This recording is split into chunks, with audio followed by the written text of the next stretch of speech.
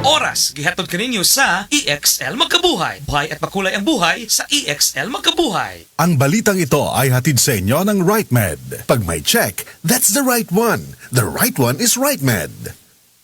Ang turmeric nga usa sa mga sangkap sa the original Koi herbal capsule may gitawag ang curcumin o ubang chemical nga makatangtang sa paghubag-hubag o pagpanghupong. Dugay namin nagpalit ani nga the original Koi capsule. Sa una akong papa kay na siya ay sinusitis and also nanghupong siya sa una, then ang Koi ra jud mo ay nakaayo niya. Kanunay gayud ang pag-inom sa the original Koi herbal capsule makatulo sa usa ka adlaw. Daghang salamat sa the original Koi herbal capsule. Aprobado sa FDA ang the original Koi herbal capsule no approved therapeutic claims. This time check is brought to you by Roxidol Forte. Mas dasig banat sa bughat.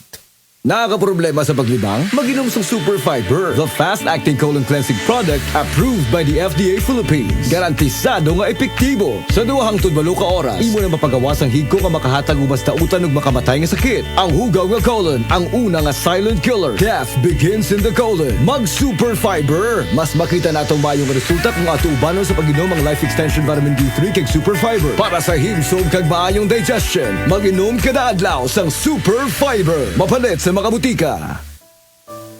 Pagbasa sa 9 na kabanata ng aklat ni Juan, pinagaling ni Jesus ang isang bulag, talata 1 hanggang 41. Sa paglalakad ni Jesus, nakita niya ang isang lalaking ipinanganak na bulag. Tinanong siya ng kanyang mga alagad, "Guro, sino po ang nagkasala at ipinanganak na bulag ang lalaking ito? Siya ba o ang kanyang mga magulang?" Sumagot si Jesus, "Ipinanganak siyang bulag hindi dahil sa nagkasala siya o ang kanyang mga magulang, kundi upang mahayag ang kapangyarihan ng Diyos sa pamamagitan niya. Kailangan gawin natin ang mga ipinapagawa ng nagsugo sa akin habang maaga pa. Malapit na ang gabi at wala nang makakagawa pagsapit niyon. Habang ako'y nasa sanlibutan, ako ang ilaw ng sanlibutan." Pagkasabi nito, dumura si Jesus sa lupa at gumawa ng putik. Pagkatapos ipinahid niya ito sa mata ng bulag. Sinabi ni Jesus sa bulag, "Pumunta ka sa deposito ng tubig sa silo at maghilamos ka roon." Ang kahulugan ng salitang silo ay sinugo. Ganon nga ang ginawa ng bulag at nang magbalik siya ay nakakakita na. Nagsalita ang mga kapitbahay niya at ang mga nakakita sa kanya nung siya'y namamalimos pa. "Hindi ba yan ang pulubing bulag?" Sumagot ang ilan. "Yan nga," sabi naman ng iba. "Hindi, kamukha lang." Kaya't nagsalita pa ang dating bulag, "Ako nga po yun." "Paano ka nakakita?" tanong nila. Sumagot siya, "Ang lalaking tinatawag na Jesus ay gumawa ng putik at ipinahid yon sa aking mga mata. Pagkatapos sinabi niya sa akin, pumunta ka sa silo at maghilamos. Pumunta nga ako doon at naghilamos at nakakita na ako." "Nasaan siya?" tanong nila sa kanya. "Hindi ko alam," sagot niya. Dinala ng mga tao sa mga Pariseo ang dating bulag dahil araw ng pamamahinga ng gumawa sa Jesus ng putik at nang pinagaling niya ang bulag. Tinanong din siya ng mga Pariseo kung paano siya nakakita, kaya't sinabi niya sa kanila, "Pinahiran niya ako ng putik sa aking mga mata. Ako'y pinaghilamos at ngayon nakakakita na ako." Ang sabi ng ilang Pariseo, "Di maaaring mula sa Diyos ang taong yon sapagkat hindi niya ipinapangili ng araw ng pamamahinga." Ngunit sinabi naman ng iba, "Paano makakagawa ng ganitong mga himala ang isang makasalanan?" At hindi sila magkaisa. Kaya tinanong nilang muli ang dating bulag, "At ikaw, ano naman ang masasabi mo tungkol sa kanya? Dahil pinagaling niya ang iyong mga mata." "Isa siyang propeta," sagot niya. Ayaw maniwala ng mga Hudyo na siya'y talagang dating bulag kaya't ipinatawag nila ang kanyang mga magulang. "Anak nga ba ninyo ito? Talaga bang siya ipinanganak na bulag? Bakit nakakakita na siya ngayon?" tanong nila. Sumagot ang kanyang mga magulang, "Anak nga namin siya at siya ipinanganak ngang bulag. Ngunit hindi po namin alam kung bakit nakakakita na siya ngayon o kung sino ang nagpagaling sa kanya. Siya na po ang tanungin niyo. May sapat na gulang siya at nakakapagsalita na para sa kanyang sarili." Ganon nga ang sinabi ng kanyang mga magulang dahil takot sila sa mga Hudyo. Alam nilang pinagkakaisa ng mga Hudyo na itiwalag sa sinagoga ang sino mang magpahayag na si Jesus ang Kristo. Ito ang dahilan kung bakit sinabi ng kanyang mga magulang siya'y nasa tamang gulang na, siya ang tanungin niyo. Muli nilang ipinatawag ang dating bulag at sinabi sa kanya, "Sa pangalan ng Diyos, magsabi ka ng totoo. Alam namin ang taong yon ay makasalanan." Sumagot siya, "Hindi ko po alam kung siya'y masamang tao o hindi. Isang bagay po ang alam ko. Ako'y dating bulag, subalit ngayon ay nakakakita na." "Anong ginawa niya sa'yo? Paano niya pinagaling ang inyong mga mata?" tanong nila. Sumagot siya, "Sinabi ko na po sa inyo at ayaw naman ninyo akong paniwalaan. Bakit gusto ninyong marinig muli? Nais ba ninyong maging alagad din niya?" At siya kanilang minura. Ikaw ay alagad niya, ngunit kami mga alagad ni Moises. Nalalaman naming nagsalita ang Diyos kay Moises, ngunit ang taong yon, hindi namin alam kung saan siya nanggaling. Sumagot ang lalaki. Yan nga po ang nakakapagtaka. Hindi nyo alam kung saan siya nanggaling. Gayon pa man, pinagaling niya ang aking mga mata. Alam nating hindi pinapakinggan ng Diyos ang mga makasalanan. Ngunit pinapakinggan niya ang mga tunay na sumasamba sa Kanya at sumusunod sa Kanyang kalooban. Noon pa man ay walang makapagpagaling ng mata ng taong ipinanganak na bulag. Wala pong magagawa ang taong yon kung siya hindi mula sa Diyos. Sumagot sila. Ipinanganak ang makasalanan at ngayon nais mo pa kaming turuan? At siya'y kanilang itiniwalag. Nabalitaan ni Jesus na ang lalaking pinagaling niya itiniwalag ng mga Pariseyo. Kaya nang matagpuan niya ito, ay kanyang tinanong, sumasampalataya ka ba sa anak ng tao? Sumagot ang lalaki, sino po ba siya, Ginoo? Sabihin niyo po sa akin upang ako'y manalig sa kanya. Siya'y nakita mo na. Siya ang kausap mo ngayon, wika ni Jesus. Sumasampalataya po ako, Panginoon, ang sabi ng lalaki. At sinamba niya si Jesus. Sinabi pa ni Jesus, naparito ako sa mundong ito upang humatol at nang sa gayo'y makakita mga bulag at mabulag naman ang mga nakakakita. Narinig ito ng ilang Pariseyong naroon at sila'y kanilang tinanong, ibig mo bang sabihin mga bulag kami? Sumagot si Jesus, kung kayo nga'y bulag, wala sana kayong kasalanan. Ngunit dahil sinasabi niyong nakakakita kayo, ang kasalanan ay nananatili sa inyo. Ito ang salita ng Diyos. Sa mga workaholic, epektibo ang atong Paragis Bila-Bila Herbal Coffee. Sama na lang ni Roland De La Cruz, nga taga Mati, Davao. Roland de la Cruz sa Purok Isla, Barangay Central, Purok President. Anong ganahan man kay ka sa kape? Sa Bila-Bila Coffee, laskig ang imong lawas o mayo ang imong lihok. Basta laskig niya kondisyon, makalihok kag may sa trabaho. Kung di ka kainom, mura magluya na ka? Murag luya-luya, lahi ra gyud tungod kay nindot gyud ang Bila-Bila Coffee. Kini ginama sa GFMQ Marketing. Kay sa Paragis Bila-Bila, dili na ka mag-agwanta pa. Ang balitang ito ay hatid sa inyo ng RightMed. Pag may check, that's the right one. The right one is RightMed.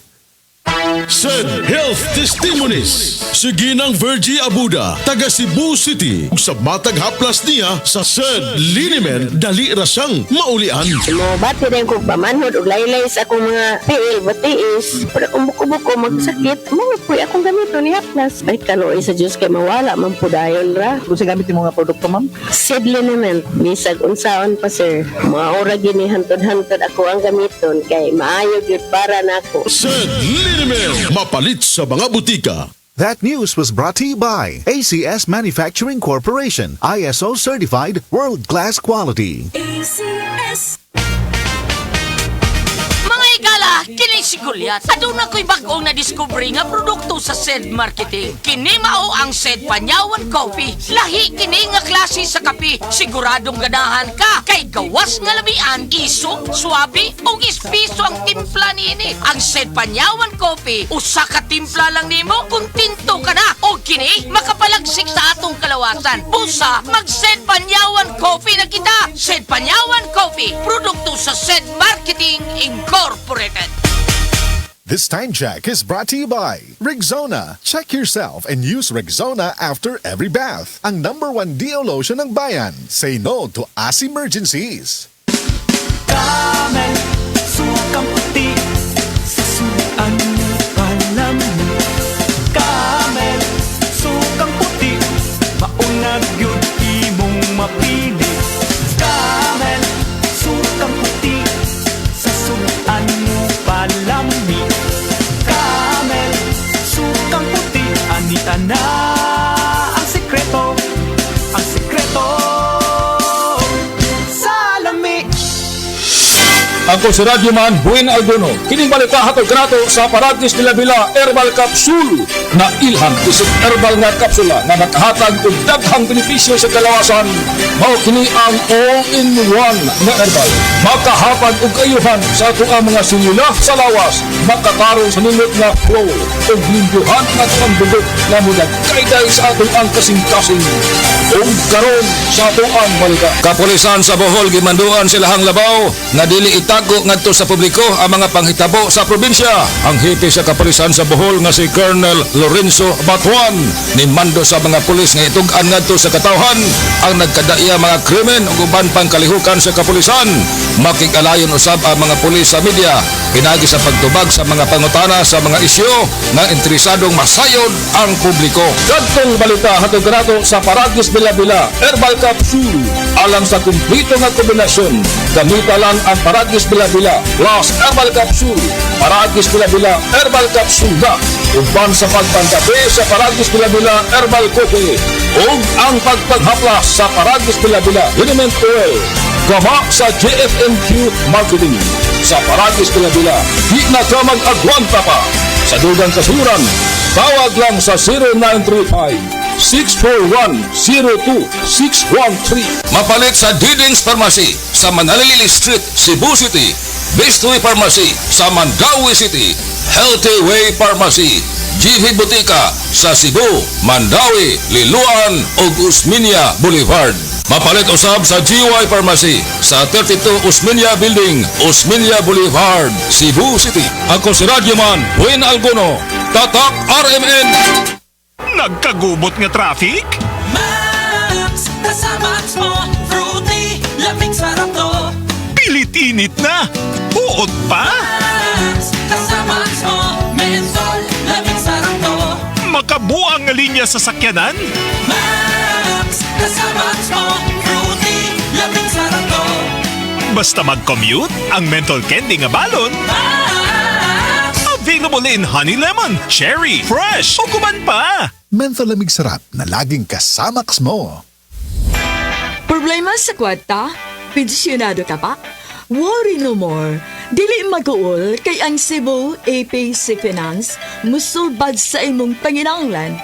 We offer SSS and GSIS pension loans. No advance ug barato pa ang interest. Way hassle sa requirements. Pas-pas tinud-anay ang serbisyo. Mabiabihon ang mga empleyado. Alang sa dugang kasayuran, tawag sa numero 0919-077-5938 o di ba 0919-077-5900 o pangitaa si Nada Oya. Ako si Jay Failanga, 38 years old, usa ka makeup artist diri sa Cebu City. Believe ang akong isuon sa akong pagkabot sa akong pagka-makeup artist. Wa ba siya masayod, mas believe ko niya sa pag-amping niya sa iyang panglawas. Mauna kung ga MX3 capsule siya. MX3 capsule sa po na akong gigamit, kauban sa saktong pagkaon ug ehersisyo. I feel inspired to work every day. Makita na ninyo sa beautiful faces sa akong mga client. Life is beautiful with MX3. Diri ko believe. Mahalagang paalala, ang MX3 capsule ay hindi gamot at hindi dapat gamiting panggamot sa anumang uri ng sakit. Daghan magikumpra Goliath. Wall-to-wall sale sa P-Mart karong Mayo 31 hangtod Hunyo 2, 2024. Tanang makita nimo sa bungbong hangtod bikas bungbong suod sa P-Mart. Adunay diskwento. Wall-to-wall sale sa Happy Mart Juan Luna, Kulon, Tabunok ug Mandawi karong Mayo 31 hangtod sa Hunyo 2, 2024. DTI Fair Trade Permit number R7 Cebu 2810 of 2024. Hi, I'm Dr. Michael Smith, a medical doctor and senior health scientist of Life Extension Foundation USA. I recommend Life Extension Vitamin D3 for everybody. This is the most practical and wise way to protect our health from diseases like cancer, heart disease, diabetes, and a lot of other health conditions. Pag kayo'y nabasagan, madaling remedyohan. Pagkatapos dikitan, parang bago na naman.